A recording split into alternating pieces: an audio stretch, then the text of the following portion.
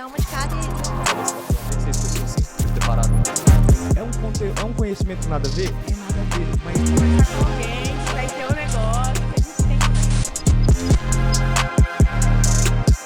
E aí, gente? Sejam bem-vindos a mais um MovaCast, o podcast oficial do Mova, um evento focado para videomakers e criadores de conteúdo. Eu sou a Gil Anastácio, sou videomaker e também CEO da Conduta Filmes, responsável por toda essa estrutura maravilhosa de podcast. E falando dos nossos parceiros, muito obrigada ao Plaza Avenida Shopping, a Gave Viagens e Turismo, a Duplique Locadora de Equipamentos e o Shopping do Marques. Muito obrigada por realizar tudo isso. Estamos no segundo dia do Mova e eu estou aqui com ele, Alexandre. Seja muito bem-vindo. Olá, obrigado pelo convite. É muito bacana participar de um projeto como esse, trabalhando, conversando, podendo dialogar com os produtores de conteúdo, com os filmmakers. Aí, seja muito bem-vindo. Hoje o seu tema é sobre o quê? Marketing político. Legal. Você está na área há quanto tempo? Praticamente em torno de uns 15 anos. Que legal. Tem um tempinho bom já de carreira. Comecei como militante partidário, saí da política por alguns anos, trabalhando como comunicação corporativa, produção de conteúdo, filmmaker, e fui seguindo aquela árvore até me conectar de vez com a política, um pouco antes da pandemia. E foi onde a minha história com a política ali se firmou de vez, foi onde eu defini que era um propósito de vida. E hoje participar do Mova para mim é interessante porque eu tenho o objetivo de passar um pouco para quem está trabalhando no operacional, na produção de conteúdo, a visão de quem já passou por isso e está hoje na estratégia. Legal. Então, em campanhas a gente passa muito perrengue com um profissional, que são profissionais bons, mas às vezes não tem a especialização e o detalhe que a política requer. Então, a minha função hoje vai ser falar um pouquinho sobre isso, trabalhar isso com o pessoal para eles estarem preparados. A gente está num ano político. A política é uma área que paga muito bem. Então, para quem quer crescimento de carreira, está precisando de profissional. Então, esse vai ser um dos objetivos meus hoje, de trazer um pouquinho do outro lado, de quem está do outro lado da mesa planejando, para esses profissionais poderem se adaptar e, quem sabe, crescerem em carreira, se apaixonarem pela política, ter o mosquitinho da política picando eles também. Em um ano político que a procura de videomakers, a galera da comunicação é tão árdua, né? Então é muito interessante ter você no evento do Mova, falar sobre isso. Muito bacana, viu? Show. A gente tem, trabalhando há algum tempo já com isso, já fiz dezenas de campanhas proporcional, majoritária, prefeito, vereador, deputado. Hoje eu atuo também na comunicação, na coordenação de campanha do deputado estadual Danilo Campetti, tenho outros projetos, atendo municípios por aí.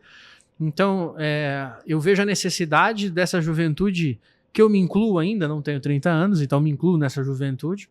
Eu vejo a necessidade dessa juventude participar desse processo, porque 1 a cada 20 ou 30 pessoas que eu conheço da política é jovem. Então, existe um desinteresse muito grande numa área que a gente precisa. Inevitavelmente, a política vai fazer parte da nossa vida, seja na saúde, na segurança, e a necessidade desses jovens também se engajarem nessas iniciativas, como Mova, para se especializar, para poder aprender mais, eu acho que é fenomenal para a gente conseguir trazer esse pessoal para dentro e começar a participar mais.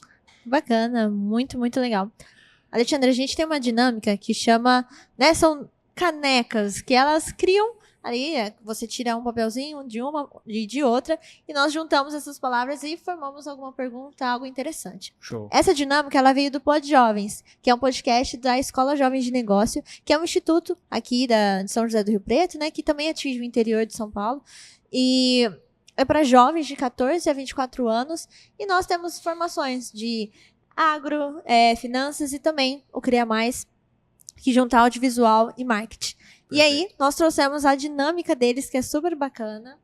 Vamos lá. Vou pegar aqui para vocês. Enquanto isso, se você ainda não curtiu o nosso podcast, nós aqui no Mova entrevistamos vários palestrantes, os creators. Então é muito legal você estar assistindo aí toda a playlist completinha.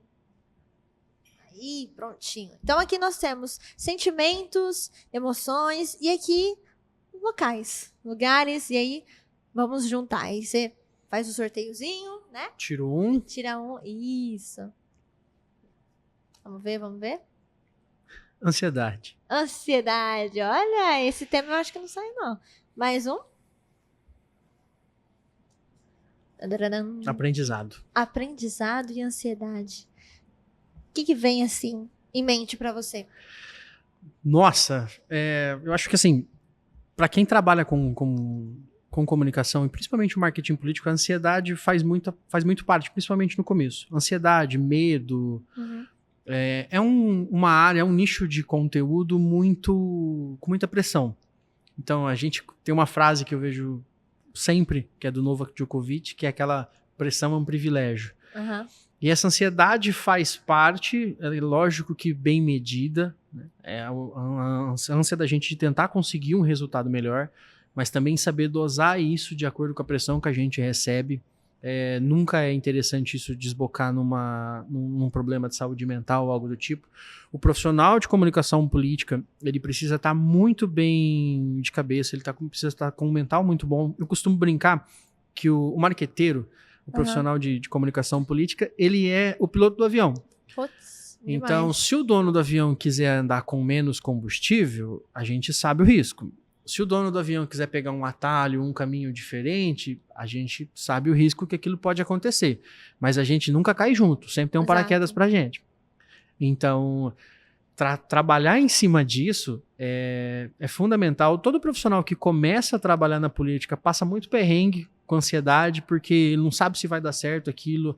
Às vezes falta aquela convicção do profissional novo no mercado.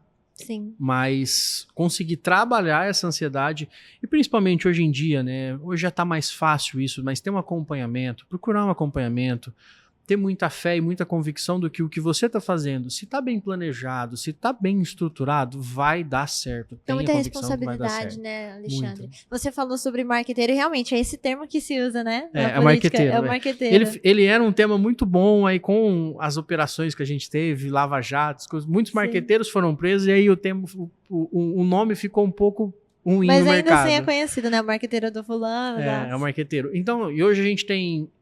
O papel nosso como profissional de comunicação é entender os cenários e conseguir aplicar todos eles. Sim. Nós não podemos ser profissionais ideológicos. Uhum. Apesar de hoje eu atender mais profissionais, mais parlamentares, políticos da ala da direita, eu preciso ter um pouco de entendimento dos dois cenários. Então é onde entra muito esse aprendizado. Eu preciso entender o que tem de bom dos dois lados. Então, nas apresentações que eu faço, eu abordo sempre campanhas, vídeos, conteúdos dos dois lados. Seja do arquétipo da esquerda, seja do arquétipo da direita, porque nós temos bons exemplos para serem estudados. Legal. Todo começo de apresentação eu sempre faço um trabalho de esvaziar o buffer das pessoas para entenderem que no Brasil a política tem dois lados, o de dentro e o de fora. E o lado de dentro que abrem com essas outras segmentações.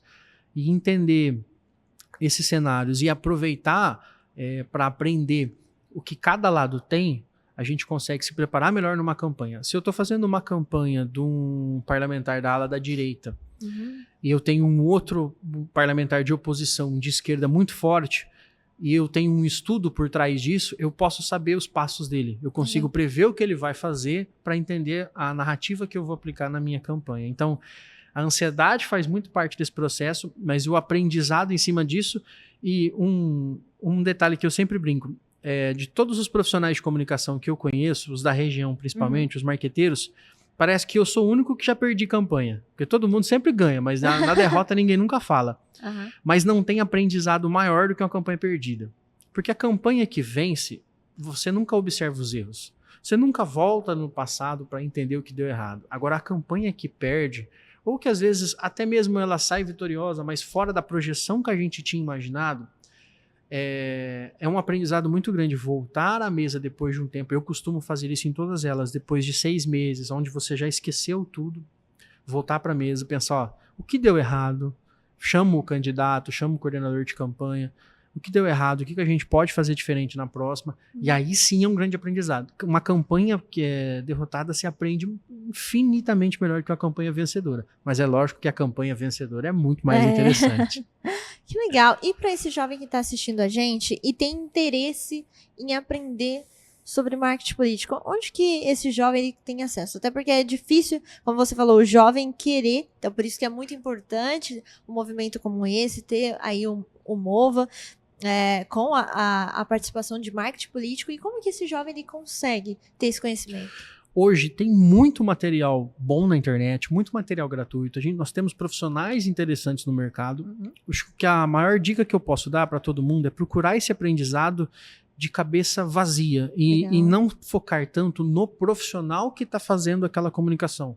Vou comprar um curso do fulano porque o fulano é o marqueteiro do ciclano. Faça o dele, faça o de outros. Eu fiz um curso... Hoje eu atendo parlamentares da direita e eu tenho um curso com o Duda Lima, que foi o marqueteiro da campanha presidencial do Lula, e eu tenho um curso com a Zilmar, que fez as 2 campanhas do Lula atrás, em 2006 e 2010. Então, para o profissional que quer participar disso, é sempre importante ele ter a mente muito vazia e aproveitar o que tiver de bom dos 2 lados. Estudar muito as campanhas do passado, porque as campanhas do passado projetavam ações muito pragmáticas. Hoje, eu preciso pensar em 30 ações diferentes de um candidato de menor escala. As campanhas antigamente utilizavam ações mais fortes e grandes marcos de campanha. Para quem quer se especializar, estudar essas campanhas passadas é interessantíssimo para você entender como funcionam os marcos de uma campanha, sensibilização, motivação e mobilização, e aí depois você vai trazendo para campanhas mais novas, onde o cenário já é totalmente diferente, mas com a mesma narrativa. Eu brinco que a metodologia de uma campanha, e a gente apanha muito por isso, ela é uma receita de bolo, mas a metodologia, ela te ensina a fazer qualquer bolo, não um bolo de fubá. Então, se toda campanha você consegue aplicar esses meios, lógico que dentro dos cenários. Então, eu abordo estudos de campanha sobre eleição, por exemplo, em 2020, que era a pandemia, era um cenário de campanha. Se a gente aborda a campanha Bruno Covas, prefeito de São Paulo, a campanha foi totalmente focada na parte da saúde e foi uma campanha sóbria. Você não tinha jingle, você não tinha povo para rua, até porque era pandemia. A campanha do Alexandre Calil na prefeitura de BH, em 2018, é uma campanha muito voltada na figura dele, que não é uma figura política. Quem conhece sabe, ele é uma pessoa que não sorri, ele é um cara fechado o tempo todo. Antigamente, seria muito taxativo a gente pegar ele e vender uma foto dele sorrindo, dele com o povo. Não é ele, aquela persona. Que legal. Então tem toda uma estratégia também para entender a pessoa que tá Porque ali. a gente não consegue vender, nós não conseguimos, a comunicação não consegue vender um político que não existe. Exato, e essa é a grande sacada. Personagem, né? Todo mundo hoje em dia, todo político se vende de uma plataforma. E aí, às vezes, num debate, ele desliza. Você não consegue segurar essa persona por muito tempo. São muitas horas com câmeras em você, pessoas te olhando. E isso, você precisa de um plano, de uma estratégia em cima do que você é. Porque muita gente... Não é uma boa estratégia fingir que é outra pessoa. Né? Por exemplo, a gente observa, sempre sai um eterno candidato à presidência do Brasil, é o Ciro Gomes. E ele tem muito material bom, bacana, o Cirão da massa, ele com o povo, aí vira e mexe, escapa ele brigando com alguém numa obra, ou ele vai visitar, fazer um comício, alguém destoa do que ele quer e ele já quer partir para cima. Então, onde a gente já tem essas quebras de narrativa. Eu estou construindo uma visão. Por exemplo, a gente teve na campanha, eu abordo isso também, campanha José Serra e Dilma, em 2014, se não me falha a memória. A gente tinha do lado José Serra, um político já consagrado de muitos anos, mas assim, com o arquétipo do idoso, a idade avançada. E teve um marco na campanha muito grande, que foi quando ele foi acertado numa visita no Mercadão de São Paulo, se não me engano, por uma bolinha de papel.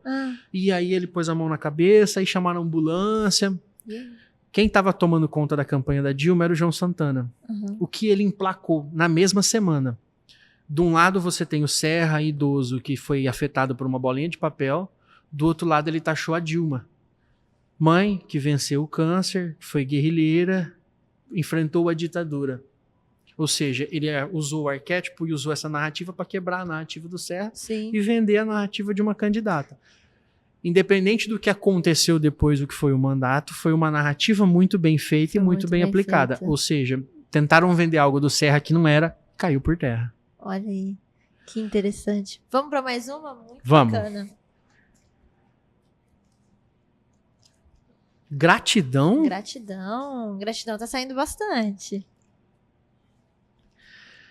E rejeição. A primeira Primeira vez que saiu isso, hein? Gratidão e rejeição, justo comigo. A rejeição. Justo com você. Eu acho que assim, a gratidão faz parte da vida do profissional de comunicação e eu só estou nesse meio hoje por conta de um prefeito que era vizinho dos meus pais, da minha cidade natal, lá em Oriflama. Um dia eu peguei uma carona com ele. Não tinha trabalhado, trabalhava com corporativo, trabalhava com eventos. Um dia peguei uma carona com ele para voltar para Oriflama. E a gente, numa parada para almoçar, ele perguntou, você trabalha com comunicação? Trabalho. Mas você já fez prefeitura alguma vez? Eu falei, não. Mas você não tem vontade de fazer? Tenho. Eu não sabia nem o que era prefeitura, como funcionava, não sabia nada. Quantos tinha na época? 17 para 18, eu tava começando com 18 anos praticamente. Sim. E aí eu falei, não, mas me dá 30 dias que eu aprendo. E aí, aquilo a gente já estava com uma eleição na boca chegando, ele tinha um profissional de comunicação que tinha se acidentado e estava em coma, então ele não ia conseguir estar melhor durante aquele processo. Uhum. Eu varei noites estudando, comprei tudo quanto foi curso, não sabia nada e foi onde eu comecei a aprender sobre isso. E até hoje, eu acho que a gente tem que ter gratidão, tem muitas campanhas que a gente faz no município, que eu sou contratado para fazer uma campanha da oposição, e depois de alguns anos eu sou contratado pela base e eu continuo tendo a mesma gratidão. A gente não briga, outros profissionais não são inimigos, são concorrentes de mercado. Então ter essa gratidão e aprender a compartilhar as coisas boas eu acho que é essencial. A rejeição, ela faz parte. Faz parte. Quem trabalha na política não pode ter medo de rejeição. Então, assim, às vezes a gente é demitido em manchete de jornal porque sai a matéria que fulano vai trocar o marqueteiro da campanha. Às vezes vem pressão popular de núcleo duro, então apoiadores políticos de um candidato vêm fazer pressão em cima dele para tirar a gente. Em eleição, eu sou muito taxativo com o que a gente planejou, então eu ouço a opinião de outros, mas se eu acredito e se a gente julga que não vale a pena, eu corto. Então isso traz rejeição, porque eu sou a pessoa que vai blindar o parlamentar, blindar o político, né? Para ele conseguir pedir voto, que é a função dele. Então, muitas vezes a gente é o chato. Uhum. Muitas vezes eu acredito que 99,9% das vezes nós somos o chato. Porque chega as pessoas, vamos fazer, eu conversei com o fulano e o fulano tem uma ideia. Não, nós vamos fazer o que está planejado. Quanto tempo, mais ou menos, dura o seu planejamento? Desde quando você começa a planejar uma campanha política? Quando termina uma.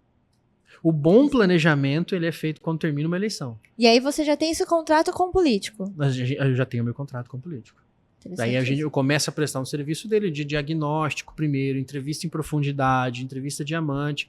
A gente começa a traçar esses cenários, balizar eles com pesquisas. Uhum. E aí sim, eu entrego, nos primeiros 2 anos, eu entrego um material de 6 em 6 meses para ele ter essa estrutura. Se ele quiser iniciar já um material de pré-campanha, construção disso, a gente já começa. Senão a gente deixa para 1 ano antes da eleição começar essa construção, principalmente em estádios menores. Uhum. 1 ano antes a gente começa a fazer essa construção para criar essa narrativa em volta do candidato, criar o arquétipo, estudar o município. Cidades, quando é caso de eleição majoritária, cada cidade tem sua peculiaridade, então tem cidade que é muito influenciada até hoje por compra de voto, tem cidade que não, que já é muito influenciada por fake news, tem cidade que eu tenho... Você tem que fazer muita pesquisa, então. Muita pesquisa. E é algo que no interior, até um tempo atrás, não era muito bem difundido. Era muito no achismo, que é algo que o profissional de comunicação política também não pode ter. A gente aprende a desconfiar de tudo. Tudo e todos. Chegou alguma informação, desconfie, cheque. Que seria o básico do jornalismo. Nem todos os profissionais de comunicação são da área do jornalismo, mas é desconfiar em cima disso e basear nos dados. Várias vezes a gente tem que tomar decisão de tipo... Todo o cenário, todo o em volta do candidato quer seguir o caminho A, mas você tem balizado, documentado, estatística, pesquisa de que o lado B vai ser o lado certo. Você não dorme por algumas noites, mas você garante que a gente vai seguir o plano certo que havia sido combinado. Dá um frio na barriga? Dá, mas depois de um tempo, quando aquilo dá resultado lá na frente, você ganha uma reputação no grupo para poder continuar e fazer o trabalho. Muito interessante, Alexandre, gostei demais, eu ficaria aqui por horas, mas você tem que seguir para sua palestra, né? Muito, muito bacana, me interesso muito pelo seu conhecimento, a gente precisa desse planejamento e ainda mais falando de um político, né? Que é uma figura muito pública, então Tudo tem que ser muito bem planejado. Muito, muito legal. Te desejo sucesso na sua carreira e também na sua palestra que vai ser agora. Boa sorte. Muito obrigada, viu? Vamos fazer um brindezinho? Show. Aê. Muito obrigada a você que esteve aqui com a gente até agora. Curte, comente, compartilha. Siga o Mova 2026.oficial. Qual que é a sua rede social? Alexandre.alfonso. Aí, muito bem. Muito obrigada e eu te vejo no próximo episódio. Tchau, tchau.